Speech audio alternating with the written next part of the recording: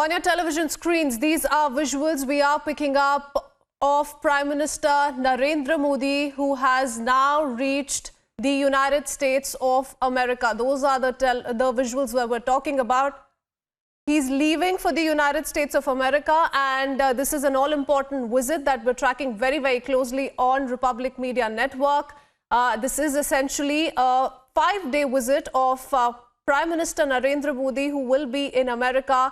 On the agendas, of course, as he's already spoken of in his departure statement, issues like COVID-19 challenge across the world that will be discussed. Also, how to, in fact, deal with emerging threats of counter-terrorism is something on the agenda. But the Quad meeting and the UNGA, of course, are the two major events that are being looked at very, very carefully. He will also be holding a slew of bilateral meetings on the sideline. India's focus will, of course, remain on situation in Afghanistan and terrorism emanating from Pakistan, as has been said by the Prime Minister on multiple occasions. Those are the live images of Prime Minister Narendra Modi, who's leaving for America. A 4-day visit, a 5-day visit rather, that we're focusing on here on Republic Media Network, that constantly reports live from Washington. Prime Minister already has spelt out New Delhi's stand on the new Taliban administration very, very clearly, and perhaps the Prime Minister will be seen extending the same sentiment on the several meetings that he will be holding in the United States of America.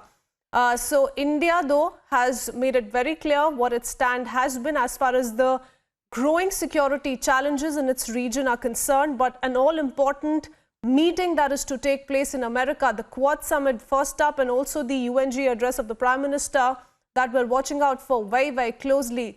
He will be reaching United States, and the first Quad in-person meet with Australia, Japan and the US will take place thereafter, along with several other bilateral meetings of his that Republic will constantly monitor. He will also be addressing the UN General Assembly in New York. Prime Minister departing for United States. On your television screens, those visuals, Prime Minister Narendra Modi leaving for America. It's going to be an action-packed 5 days for Prime Minister Narendra Modi in the United States. He will also be meeting top CEOs of US, and according to reports, he will likely meet with the Apple chief as well, and the US Vice President Kamala Harris. That looks to be Prime Minister's first day in the United States, following which he will be holding several bilateral meetings with his Australian and Japanese counterparts, Scott Morrison and Yoshihide Suga. Then he will, of course, be attending the Quad Summit. President Joe Biden will be hosting the Quad leaders for dinner as well. In fact, the visit of the three leaders will follow the visit of British Prime Minister Boris Johnson as well. Remember, it was Prime Minister Narendra Modi who was supposed to travel to the United Kingdom as well for the G7 summit and the India-UK bilateral talks. That was later cancelled in the wake of the second wave of COVID-19 pandemic. So that particular meeting could also take place through the course of these 4-5 days that Prime Minister Narendra Modi will be in America. Shivani, my colleague, is joining us on the phone line as she's also tracking all the developments for us. Shivani, Prime Minister Narendra Modi there can be seen leaving for the United States. We're watching out for a lot of developments over the next 4-5 days. To begin with, let's just put his itinerary in perspective. Katrine, we know that Prime Minister Narendra Modi, he's leaving for United States, and this is a very important visit where we'll see him meeting the leaders of the Quad nations, and that is quite significant. We know that this is the first in-person meeting for Prime Minister Narendra Modi, and for, if we talk about the Quad combination of nations, the counterparts from United States, from Australia, Japan.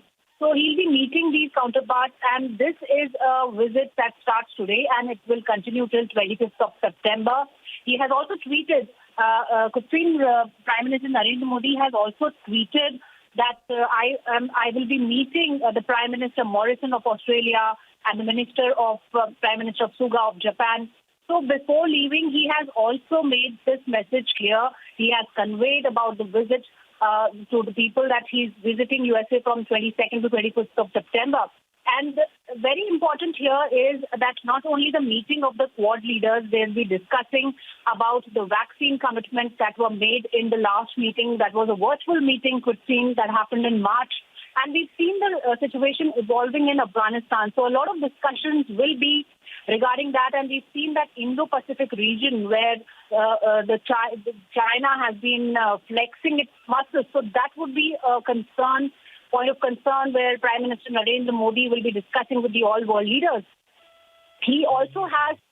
Shivani, I'll come back to you. We have Dr. Sriram Cholia also joining us on the phone line. Dr. Cholia, the Prime Minister there can be seen waving as he leaves for the United States of America. But if we, look at his departure message ahead of this visit very, very closely, he's in very clear words said that, of course, he will be focusing on pressing challenges, including the COVID-19 situation. Not just that, the need to combat terrorism, climate change and other important issues. How do you view this visit in totality?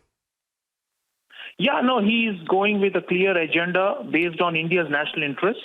He has always been very, very, clear-headed in his mind about what we need to secure from the U.S., and that's one of the specialities, because in earlier times, Indian leaders were confused and not very, lacked strategic clarity.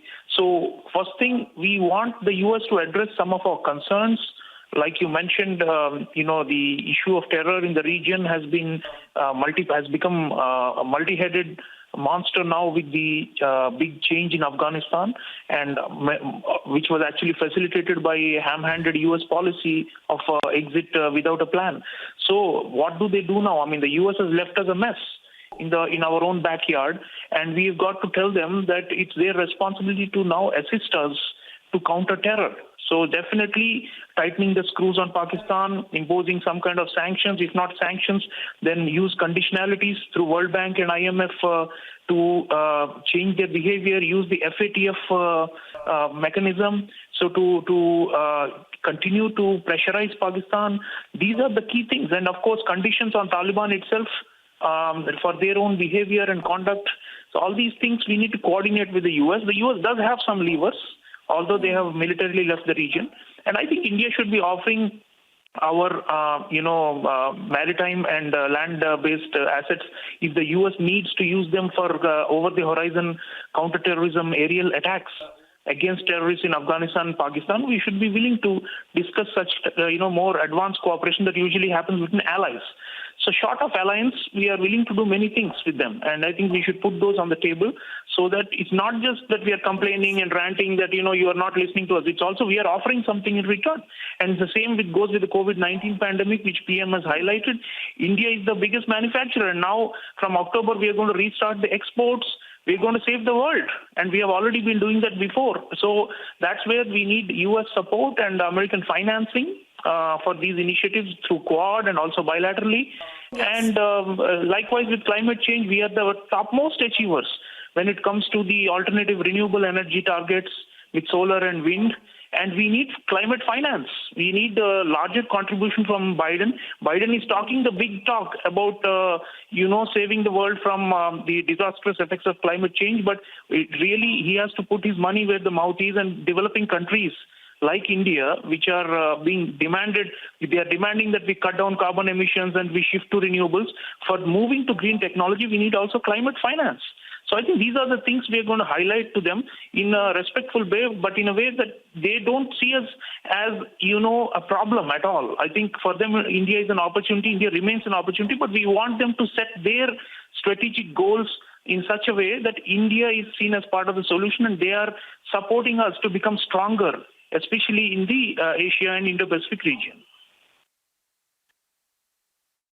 Yes, and while these issues, Sriram, will of course be on top of the agenda, the bilateral will also be followed by the Quad Leaders Summit, which is being hosted by, of course, Joe Biden at the White House. Now, this is also being touted as a counter move against China to secure the Indo-Pacific region. Yeah, that's very important. First time Quad leaders are meeting in person. In-person summits allow for more candid and unscripted and innovative dialogue among the top leaders, because the virtual summits, everybody reads out a speech. And due to the concerns about hacking and such things, sensitive matters are not discussed in online summits. So this e-diplomacy thing, which we have been doing for last almost 2 years due to the pandemic, has not helped. So in person is always very good. In person, people, one of the leaders, especially Prime Minister Modi, who is always full of new ideas, could suggest something dramatic or different, which the other leaders can quickly, brainstorm right there in front of each other. So that's a big advantage. And Quad Summit, we want action on infrastructure, of course, more military cooperation. It has not been good that the U.S. Has alienated France through the submarine deal with Australia. We want them to have France involved in Quad. I think very important message PM is carrying is that, Macron should not be alienated and isolated like this. It's going to harm all of us. So we need France also to be brought back in to Quad. And we are going to propose measures by which, we can have a joint front to counter the Chinese in the maritime domain. So naval operations, Malabar, of course, has been happening for a long time among Quad countries. But what next? Should we institutionalize Malabar, make it a permanent thing, not just once in a year? Should we have permanent patrolling of all 4 countries? Should we identify certain vulnerable countries in the Indo-Pacific where the Chinese are, breathing down their necks and are trying to bully them and try to defend those countries through joint maritime action against Chinese PLA Navy? Those kinds of things, we should be openly discussing in the Quad Summit, because otherwise the Chinese are happy seeing all these divisions between the Europeans and the US, and they are just going to enjoy the show. No, we need to make them sweat. We need to make them feel the heat. And the only way we can do it is through these in-person summit of Quad leaders. Well, China has been strongly criticizing these, meetings as well that are now taking place, because, of course, it's very angry at the kind of global developments taking place. Dr. Sriram Chaulia, thank you for speaking to us. We'll keep coming back to you. Our reporter reporting live from Washington, we'll also keep going across to him. For the moment, we need to slip in a very short break.